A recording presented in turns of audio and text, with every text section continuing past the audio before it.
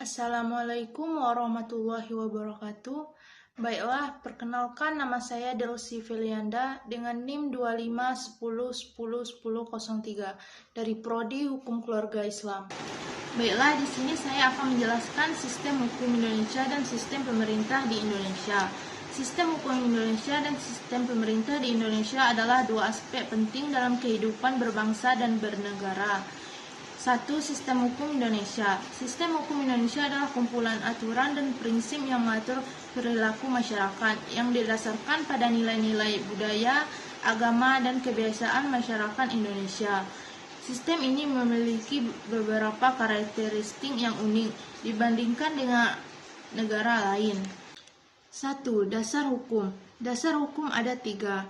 Yang pertama, Undang-Undang Dasar 1945. Konstitusi negara yang menjadi landasan utama sistem hukum Indonesia.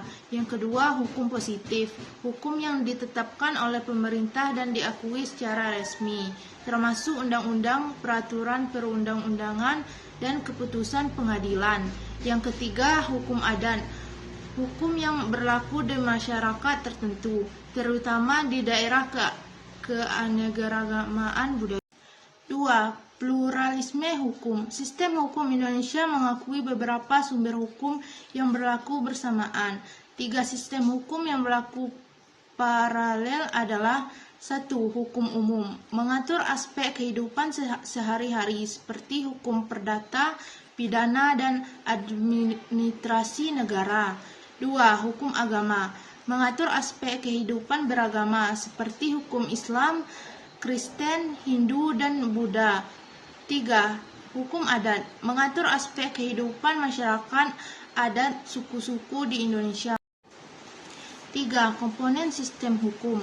Yang pertama, masyarakat hukum, himpunan kesatuan-kesatuan. Yang kedua, peraturan hukum, kaidah dalam bentuk peraturan yang mengatur tingkah laku manusia.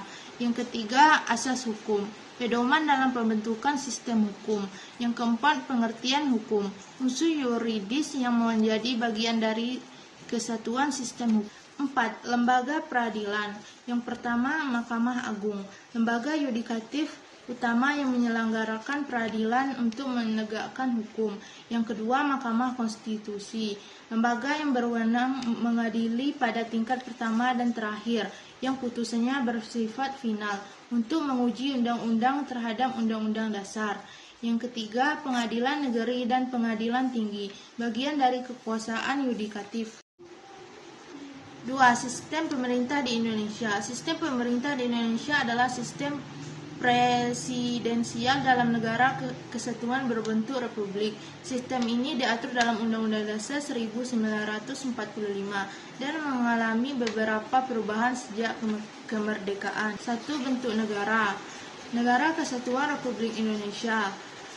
2. Sistem pemerintahan presidensial, di mana presiden adalah kepala negara sekaligus kepala pemerintah. 3. Pembagian kekuasaan. Yang pertama, eksekutif. Presiden dan wakil presiden menjalankan kekuasaan eksekutif. Presiden dipilih langsung oleh rakyat melalui pemilihan umum. Yang kedua, legislatif. Dewan Perwakilan Rakyat dan Dewan Perwakilan Daerah adalah badan legislatif. Anggota DPR atau DPD dipilih oleh rakyat melalui pemilu.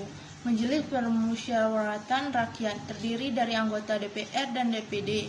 Yang ketiga, yudikatif. Mahkamah Agung dan Mahkamah Konstitusi menjalankan kekuasaan yudikatif. 4. Kementerian. Menteri-menteri diangkat oleh presiden dan bertanggung jawab kepada presiden. 5. Otonomi daerah. Indonesia adalah negara kesatuan dengan prinsip otonomi yang luas, di mana seluruh wilayah Indonesia terbagi menjadi beberapa provinsi. Sistem hukum dan sistem pemerintah di Indonesia saling terkait dan mempengaruhi satu sama lain. Sistem hukum memberikan kerangka kerja untuk menjalankan pemerintahan, sementara sistem pemerintah memengaruhi pembentukan dan penegakan hukum. Demikianlah video dari saya untuk memenuhi tugas mata kuliah Pengantar Hukum Indonesia. Terima kasih. Assalamualaikum warahmatullahi wabarakatuh.